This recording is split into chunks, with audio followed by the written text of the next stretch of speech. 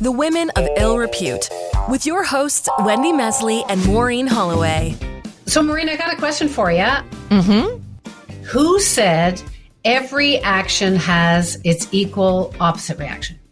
Oh, that's so funny. That's a lyric from Hamilton, which I'm actually going to see tonight. Hamilton? Like, not Hamilton, Ontario. No. Hamilton the musical. It's a line for Thomas Jefferson sings it about Alexander Hamilton having George Washington on his side. There you go. Wasn't it Newton originally? Wade Newton?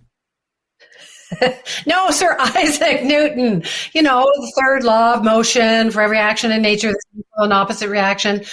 But it kind of works in politics too. Do go on. Tell me more. So, Maureen, to put it simply, I guess it's why we swing back and forth. You know, any major shift in government, particularly in a democratic government, there's a backlash. It spawns counter backlashes. That's how America ended up with Donald Trump after Barack Obama. That's how it happened. And then Biden after Trump. Or, closer to home, Doug Ford after Kathleen Wynne. Yeah. And then John Tory after Doug's brother, Rob Ford. There's a reaction. Yeah, well, about that. Well, who would have ever thought that after Rob Ford's shenanigans, it would be John Tory's career that would end in scandal? I would not have backed that horse. Well, maybe men will be men, except, when they're women. Well, this brings us to the topic of women leaders, right? A growing number of women in power, and not just in politics. Women in business are leaving their jobs. There's Jacinda Ardern, the former Prime Minister of New Zealand, who said she had nothing left in the tank.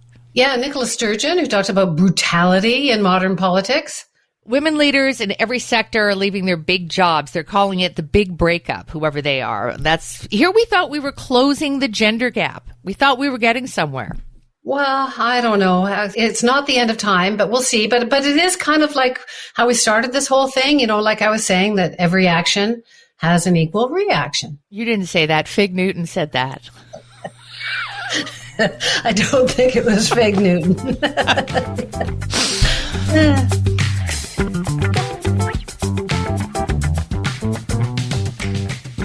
But we're going to have Kathleen Wynne on. Yes. Who better to have on this podcast this week, especially to talk about all these things and more?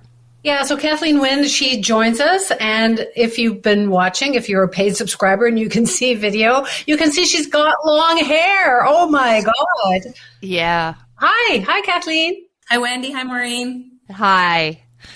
Well, this is a tumultuous time. I was going to ask you how things are, post-retirement, but you wrote a very interesting article this week about John Tory, a very personal article. So why don't we just jump in and get your take as you expressed it? I think, Maureen, we should tell people that, basically, John Tory, he's kind of a big wig in politics, right? He was I first knew him when he ran the Mulroney campaign 100,000 years ago. And then he tried to be premier. He ended up as mayor. And then he was this big family guy, married to this wonderful woman, and was always posting pictures about his kids and stuff. And then he had to quit because it was revealed by the Toronto Star that he had been basically cavorting with a member of his staff, and he's 69 and she's 31. So then, Kathleen, you wrote something. So tell us, why did you write that piece? My political story is kind of bound up with John Tory's at certain points. You guys know that in 2007, I had just been appointed Minister of Education, and we were heading into an election a year later, and John Tory decided he was going to come in and run against me in my riding. And I beat him, and that was when he left politics after that. He ran in a by-election and didn't win. So we had a very competitive relationship, obviously, because we went head to head. But we became friends after that. We worked together really well. It wasn't a dirty campaign in my riding. He's a decent guy. I like to think I'm a decent person. And so we got through that. And then when he was mayor of Toronto and I was premier, we had a pretty good working relationship. There were a couple of points where he wasn't very happy with me. I didn't go along with road tolls on the Gardner and the Don Valley Parkway, and there were some things like that. But generally, we worked very well together. And had a good political relationship. He and I are exactly the same age. He was born in 1954. I was born in 1953. And I've watched this, I will say, shocking story unfold over the last couple of weeks. And I felt that it was important for me to say something. I felt that because I had lived through the same time period and watched the same changes happen in terms of social norms and sexual mores, I just felt like I needed to say something. And the title of the article was "This Conversation is Bigger Than John Tory." For me, it's not about the individual, it's about how on earth a story that is unfolding in 2023 could be so similar to stories that some of us have lived 30, 40 years ago, And so I told a personal story about myself when I was 21, got into a short-lived relationship with a guy who was 30 years older than I was and had power over me because he was a senior reporter at a very small community newspaper. I was selling classified ads, and basically he should have known better. I was 21. I can take some responsibility, and I do, but he was 30 years older than I was. And I felt that he was being good to me. He was letting me do some writing on the paper, and I felt kind of beholden to him. So it just got to me as I watched this story unfold with John that we just haven't moved as far as we should have, And that's why I felt like I needed to write that. Do you think he should have resigned? Well, he stood up on that Friday night and he said he was going to resign. So whatever was going on in his moral code, he had decided that he should resign. We may never know the whole story. Who knows? But he felt that he had done something that was serious enough and took responsibility for it and said he was going to resign. And then what happened was it started to roll out, and all these voices coming in saying, mostly from men, saying, "Oh, don't go, you're a good guy. John Tory should stay. We're going to try to convince you to stay." And I feel, and this is my bias, but I feel that a lot of those people are probably trying to, not that they're covering their own backsides, but they are trying to hold on to a norm that is more comfortable for them than watching their friend having to step down. And that got to me too, because that's what perpetuates these kinds of behaviors. So many different people, and not just people who work for him, and obviously they would have an interest in the guy sticking around. But I went back and did some reading because, I was on the Hill 1,000 years ago, and I saw lots of things, and lots of things happened that shouldn't have happened, and I didn't speak up, and I just kept, I wasn't assaulted or anything, but there was lots of shit around. And I went back and I read stuff about, I guess there were people in the NDP caucus who were outed at the time and as having done inappropriate things. And there was a quote of someone saying, "Well, it used to be okay, but now it's not okay." And someone said, "Yeah, but it was never really okay. It was said to be okay." Mm-hmm. So was it? Have times really changed? I don't know. And you talk to different people and they're just like, well, the young woman probably got something out of it. We know, Maureen and I know people who are madly in love and there's 30 years difference. Like, are there clear rules? The 30-year difference, I know people who are married to people 30 years older than they are, but they didn't necessarily work together. They weren't in a power relationship. That's the part that I think made it clearer that he needed to step down, because he had direct control, as I understand it, over her career trajectory and her job. And that creates a dynamic I don't think it's healthy. I don't think it should be allowed. And I think we've moved, yes. But I did a session with some young people last night who were asking questions about the political process and so on. And I talked about this issue a little bit because it came up. And, one of the young women said, it just hasn't changed that much. She felt that she was in her early 30s, I guess. And she said she just didn't think that young women were not experiencing this kind of situation. And it's not just young women. I know there are young men who have been in these situations as well, but it's often young women. There's so much about the Tory scandal that you can unpack. I hate the word unpack, but here we are unpacking. It's not just the age difference. And it's not just the fact that he was her boss. It is that he was an elected official. And, I was thinking about the David Letterman story. Remember Loathies many years ago? He went on a show and explained that he'd been having an affair with a younger staff member. And it was a big scandal, but there was never an expectation that he would give up his job. And he put himself ahead of the story, and then it disappeared. And here am I bringing it up all these years later. But I think it's very important to remember that Tory stepped down because he was an elected official and might not have had he been in another business. But Maureen, do you think today, if Letterman were in the same situation, do you think it would be the same? Do you think there would not be pressure on him to step down? I don't know. I'm just throwing it out there. I don't know. I mean, it's show business, it's politics. The two are not dissimilar, but I think there certainly would be less. Letterman made a lot of money for his network, and there's that to keep in mind as well. Right. Well, I think a lot of it is, and here's my great opinion, I was never premier, but I think a lot of it is what you stood for. And he presented himself as the big family man. And then, I don't know, his wife was often there, his kids were often there. So I think, like Donald Trump was able to do all kinds of things with women and get away with it and still hold on to his popularity. But other people were like, this is like ridiculous. And they would get canceled for doing, for having like a bad date. I'm exaggerating perhaps, but so I don't know if there is a set line, and I don't know if there should be a set line, but I certainly, I found it really interesting, Kathleen, that you were writing about what happened to you in 1974. Like that's I guess why Maureen and I love doing this podcast, is that we're hearing so much more. I mean, we're going to move into politics in general in a minute, but I don't think I'd ever heard you tell that story about what happened when you were 21. I've never told that story. In fact, my kids didn't know the story. I had to sort of send the piece to them ahead of time and say, I'm going to write about this because it feels like it's relevant. And I don't remember all the details of my life when I was 21, but I sure as hell remember that, So I felt like it was important. I think what you're saying too, Wendy, about the hypocrisy, I think that's an important piece for an elected official, right? When you hold yourself up as one thing and you're actually something else, or you're living a different life. I think that's an added layer when you are being held to a higher standard. And people have come back to me after reading the article and said, yeah, elected officials have to be held to a higher standard. And that's the way it is. But what has encouraged me is that most of the people who've gotten back to me after I wrote the article are young people.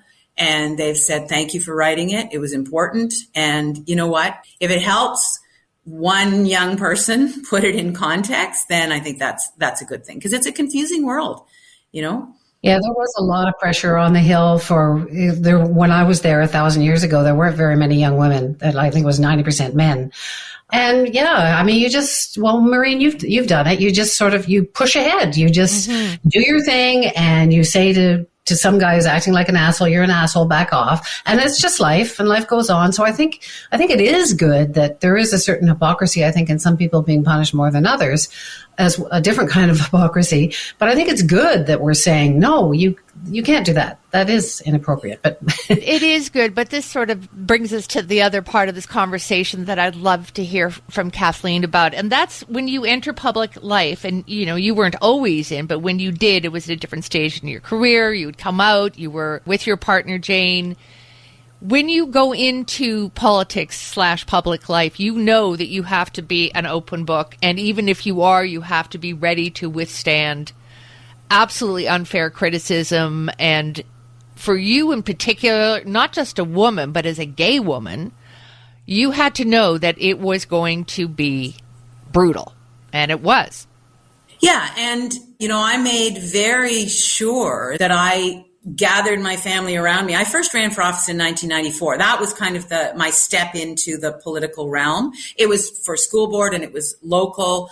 It was a different stage, but it still meant that in the community, my kids were dealing with the fact that there was going to be a homophobic response. There were going to be flyers, put door to door calling me an extremist lesbian, and all of that happened. I always said I objected more to being called extremist than being called a lesbian. Oh, yeah. And one was true and one wasn't. What is an extremist lesbian? That's what I want to know. So yeah, you know that, and there's no point in whining about it. And that notion that you just push through, and the way you guys are describing in your profession, having to just, to a certain extent, take a certain amount of shit and go through it. Like, you have to go through it. And that is a conversation I have with young people all the time. I say to them, when I was 16, I thought by the time I was 70, nearly 70, things would be really different. They're not that different. And so I'm not going to promise you that by the time you're out trying to make your way, that it's all going to be fixed. It's not. And so what you need to know is that it's worth it. It's really worth it to push through and do the things that you can do and have the amazing experiences in whatever sector you're in, whatever field you're in. Take risks, put yourself in uncomfortable positions in terms of, honing your skills and make a difference. That's all worth it. But as you go, there still are things that you can say, this isn't right, and I'm going to do something about this in this moment. Like when I was premier and the whole Me Too, Jian Gomeshi, all that time period, I gathered my policy people around me and I said, this is ridiculous. It is 2000 and whatever, 15, 14. We need to do something in response to this. And so we put a new policy in place called It's Never Okay. We put money into the violence against women sector. We ran an ad that basically said, if you're not with her, you're against her, you're not helping. And we made changes to supports in the court system because it just felt like I couldn't sit back with the lived experience that I had and not act when I had university students sitting around a table telling me that on their campuses there were no harassment policies, that the students had no input into those. And so we wrote into legislation that had to be done. So I think that those moments make it worth it, not whining about it, but there are ways to shine a light on what's not working, still not working. The women of ill repute. Well, we mentioned Nicola Sturgeon and Jacinda Ardern, who both quit, both women who've been very, very, both one in New Zealand and one leading the legislature in Scotland. And they both quit saying that it's toxic, basically, that it's brutal, it's intense, and they just don't have it in the tank. So I was struck by two things. Like, is this a comment on social media? Hello. And is it just women who are using those? Like, is it a woman thing? Is it a social media thing? I don't know. What do you think about those two women stepping down? First of all, I think social media has made it a whole lot worse. If I look at, 1994 to now, there's a whole different environment because of social media, for sure. I think those women were being honest. I think they were telling the truth. That is the truth for a whole lot of people in the political realm. I think to some extent, Nicola Sturgeon for sure, but probably Ardern as well, felt that they had done all they could to push against the forces that were pushing back at them. What do I know? I admire both of them, actually, so I don't know. But I just felt that they were telling the truth. And instead of saying, I'm quitting because I want to spend more time with my family, right, which is definitely what they will do, but that, that's kind of a tired phrase and doesn't show the pressure, right? And I think they wanted to broaden that discussion and just make sure that people understood that there was something else going on, then they were just tired. And, not having enough gas in the tank, there are reasons for that. And I think, what they're both saying is one of the reasons is that this is just so hard on everybody in my life and on me. It's not just women in politics, though. There's, I want to say, a Kinsey report. It's McKinsey, isn't it? The pollsters of the number of women in senior management and the corporate world leaving their jobs over the last 2 years has increased compared to men. So it's not just a political problem. And in a way, going back to Newton and everything, every action has a reaction. It's women have come so far that I suppose we shouldn't be surprised, given the way things go, that there would be that, oh, okay, now that I've achieved what I want to achieve, maybe it's not as worth it as I thought it might be, or maybe I just don't have enough in the tank. This is not anything that I have any hard evidence on, but I wonder how COVID has put things in context for women, but for everybody. I think it's put a lot of things in context for people, but I wonder if what we know to be the case, that women carry the cumulative burden of a family, right? So you have the work outside the home, and even if you're a high-powered executive, you're doing a lot of the emotional work of the family. And I wonder if COVID was, for some people, the straw that just broke the back, and made it clear that, to use your language, maybe it wasn't worth it, or it was just time to do something else. I wonder about that, because I think it was a very hard time. I mean, I watched so many young families try to manage their kids at home, and all the isolation of home, of the online schooling, and trying to make sure your kids were okay, and trying to make sure everybody was okay. And to do that on top of a high-powered position, I mean, that's a big load, right? So I wonder if there's an element of that because of the time period that we're talking about. I just found it interesting, and maybe this is me with my woman hat on instead of my person hat. I was just struck by how our friends Nicola and Jacinda spoke about, instead of saying, I want to spend more time with my family, said, it's freaking brutal. It's brutal, and I have nothing left in the tank. I don't think we normally hear that. Not from men, certainly. So there is something different there. I mean, or maybe everybody is just starting to approach things differently. Well, I mean, what's different about it is that it's more unvarnished truth than we're used to from an elected official standing at a microphone. That's not what we expect to hear. So good on them for saying that. Will it change now? Will it all be? Yeah, it'll all be fixed. Done. It won't, but it'll give people some pause. I mean, the danger is that it discourages people, right? Mm-hmm. It discourages women, discourages young people from getting into political life. And that scares me, actually, because we so need a diversity of voices at the table. And one group that is still way underrepresented is women. And so it really does worry me. So I hope there's another chapter for both those women where they can talk about how great it was to do the things that they did, so that people can hear that as well, because it's a bit of a, it's a sad message that they were kind of drummed out of political life. I don't think that's exactly what they said, but you could take that away from their announcements, right? What about you yourself, Kathleen? Would you still be in office had you been given the choice? I would have loved another term, Maureen. I was elected leader in 2013. We had a minority government, worked with the NDP, got one budget passed, and then was elected to a majority in 2014. I would love to have had 2018 to 2022 to finish the things that we were doing. Highly likely that at the end of that, I would have stepped down. I would have had 2 terms. That's kind of what I had in my head as the ideal, but 'twas not to be. So you deal with the hand that you're given. So I'd be almost gone or gone by now. Almost gone. Well, you would have been a wartime premier too, to paraphrase, because you would have been dealing with COVID as well. And people say to me, aren't you glad you weren't there for that? And no, the answer is no. I'm not glad I wasn't there, because I would have done things differently. That's the reality. So I wish I had been there. I wish you had been too. I found it really interesting reading about Nicola Sturgeon, that she was a big defender of trans people's rights, and that the way that she defended that and was not perfect. It went viral.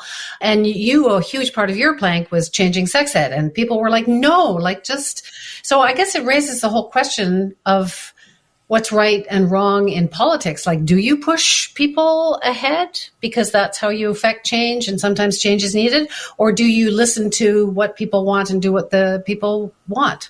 I don't know. I'm sure it's way more complicated than that, but. Well, the reality is that you have to balance those things, right? You have to weigh the evidence of a policy with the promises that you've made and your own ideology. And then you do have to listen to people outside of government. And that can mean knowledgeable people who have information because they're on the front line in a particular area. It can also mean the people who are mad about something or who are rising up. But on the issue of the sex ed curriculum changes, what we know is that a curriculum from 1998 was not good enough. It was fine for a lot of people. Well, it was fine for a lot of people, but a lot of those people had never read it and hadn't thought through that kids didn't have phones. They weren't on the internet. It wasn't cyberbullying. Like, all that stuff didn't even exist in 1998. So they may have been fine with the sex ed curriculum, but they really weren't dealing with the realities of what was going on in their kids' lives. But the other part of that is that there was a very vocal minority. And homophobia and sexism and transphobia, those are real things that exist in our world.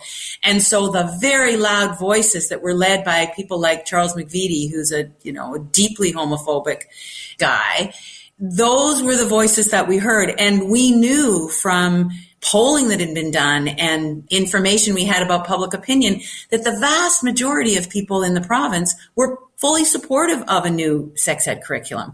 The parents in the province were supportive. And in fact, when Doug Ford came into office, he had campaigned as to be leader on repealing the sex ed curriculum that we had brought in. He got into office. He looked around, repealed it for 10 minutes, and found out that actually it was very popular and people were saying it was needed, and put basically the same curriculum right back in. So, if I had listened to those voices and had not done what I knew was the right thing, that would have been very wrong in that situation, because all of the pieces were in place and kids were at risk. And I think that's the same thing with Ardern. Trans people were and are at risk. And so if your mission for being in political life is to make life better for people and make our society safer for everybody, then there's certain things that you have to do, even if there's a small and vocal opposition to it, right? There's also the issue of the so-called LGBTQ plus community. And when we say that, we're implying that anybody, whether you're gay or trans or asexual, that you're part of some group that has a common agenda. And from what I understand, as a cisgendered straight woman, there are commonalities, but there are just as many differences. There are gay people who are transphobic. There are, queer people who are, they all seem to be, if they've got a problem within the community, transphobia seems to be more rampant than anything else. But have you run into this yourself? The fact that it isn't a unified voice, it isn't one group that can lobby for change. Quite often there are, fractions or factions within it. For sure. I remember when I came out, I was 37 when I came out, and I remember going to events in the community. So I really wasn't of the community. I was living in North Toronto with my 3 kids, with my husband at the time. Jane and her partner were our very close friends. And so I had a little window into the community, but the community is very diverse. There are lots of people who have very weird opinions about how you become a member of the community. I remember one time being at an event with Jane and some young lesbian saying to Jane that you couldn't be a real lesbian if you didn't play hockey. And Jane was like, what the hell? She doesn't even skate. It was just this most ridiculous moment, like the stereotype. Give me back your card. You don't get to be one. Exactly. So, yeah, it's as diverse as the rest of the population. And I would say to her, how can they vote for Mike Harris? What the hell are they thinking? So yeah, just as diverse. And there are very few, as you guys know from your work, there are very few monolithic communities of any kind, right? So the individual differences and the pockets of dissent, we have to navigate that all the time, no matter who we are, I think. We got to wrap up in a couple of minutes, but I'm just wondering, you had a kind of a big job. You ran a massive economy in North America. And what do you do now? Do you just do you boss Jane around? What do you do? No, she's the boss. She's the boss. We moved out of the city. I stayed after I lost in 2018. I stayed in the legislature, and then we moved out of the city. We're northwest of Toronto now in Alliston. Built a house with my youngest daughter. So we've got an intergenerational living situation. And honestly, Wendy, I'm trying to figure that out, how I can be of the most use, because I want to use that experience that I had to answer questions. That's basically how I think of it. And so I'm teaching a course at U of T, one in the fall and one in the winter. I answer requests to go and speak with young people. It's mostly young people who I want to interact with because they have questions about what it's like. And there are lots of myths about political life, and one of them is that it's toxic every day, all day. And it's not. It's a lot of fun. Like there are great, great moments in political life. And so I want to encourage people in the democratic process because I think we're at a dangerous moment in our democracy. You're in journalism and you're watching the changes that we're dealing with in terms of information and misinformation, and how do we work through that? Well, that has an impact on our democratic process. And so I want people to care about that. So I basically go where people are wanting to ask questions about that and try to peel back the curtain a little bit on what it's like to make a decision. Just things like there are no policies that everybody agrees with. You always have to find a way to educate people, bring people along, work with the people who have the knowledge. And that's how policy gets made. And it's an imperfect process, but I think more people need to understand that. Wow. Thank you. Thank you for spending some time with us, Kathleen. It's been an absolute pleasure. And just listening to you, I miss you in politics, even if you don't miss being in it that much. And I'm pretty sure you've got, if not another big act, then several little ones ahead of you. Well, thank you for having me on. I feel honored to be considered even a little bit a woman of ill repute. I think that's the best kind of woman, No problem. Yeah, really. You got it sewn up. And I love what you guys are doing. This is a great endeavor. So thank you.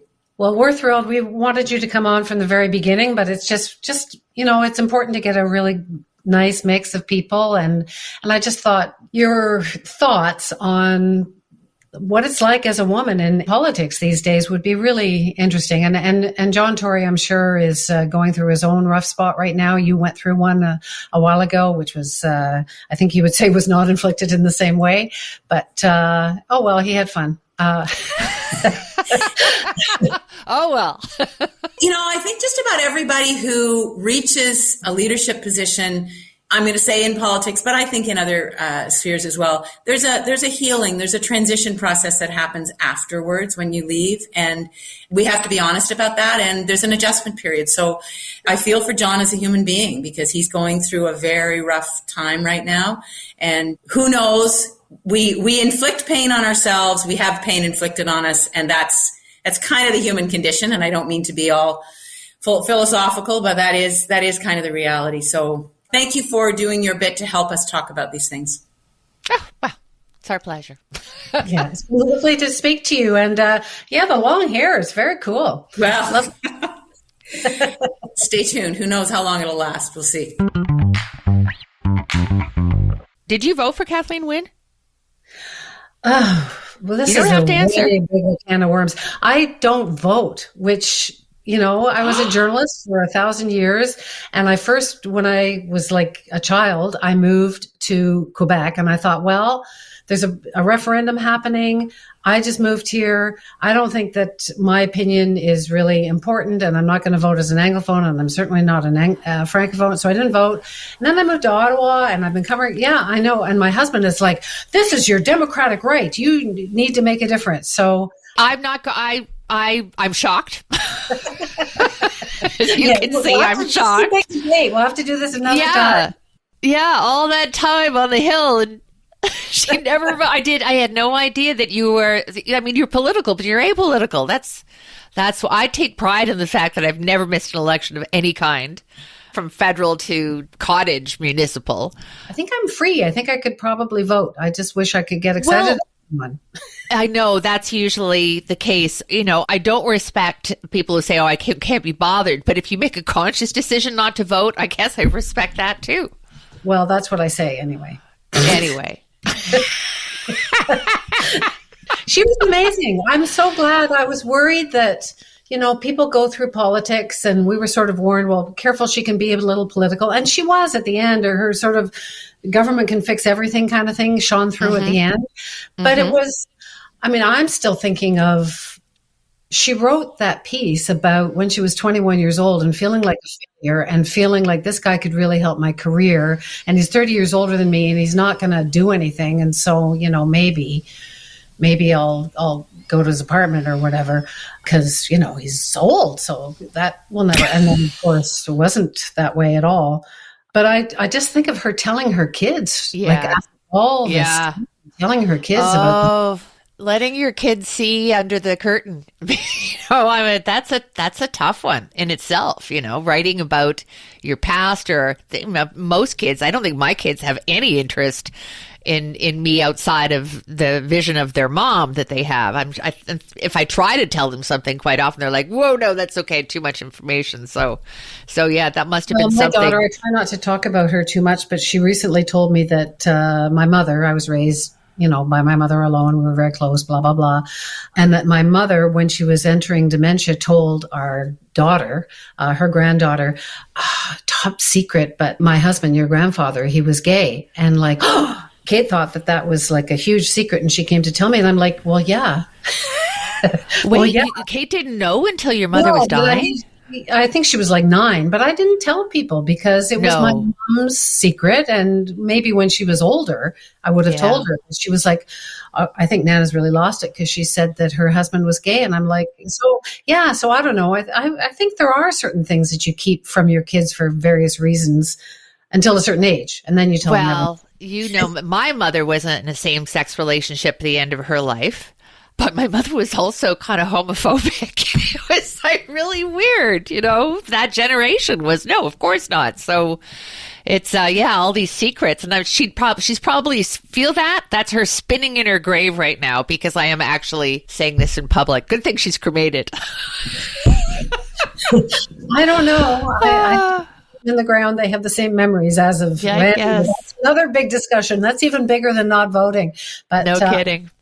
I'm really glad that we talked to Kathleen Wynne, and I'm really glad that she was as frank. Like the John Tory thing is whether I first met him when he was running Brian Mulroney's campaign, and I was working on the Hill, and he was running the 88 election. And then I learned that he was only a few years older than me, and I was like, "What? How'd you do that?" That's we don't have time today, but that the older thing and the lack of sex appeal. I felt bad for him. It's one thing to lose your job and your wife because you had an affair, but then to have the world go, well, you know what? You're not really that sexy. It's just adding insult to injuries. This is not a happy time for John Tory, I'm sure, on any level. But it was great to talk to Kathleen. What a lovely, charming, and warm and intelligent person she is. And a nice addition to the lineup. Yeah. So are we going to go back to Newton? Fig Newton? No, but I am going to Hamilton tonight. I'll see you later. The Women of Ill Repute with Wendy Mesley and Maureen Holloway. Available on Apple Podcasts, Spotify, Google Podcasts, or at womenofillrepute.com. Produced and distributed by the Sound Off Media Company.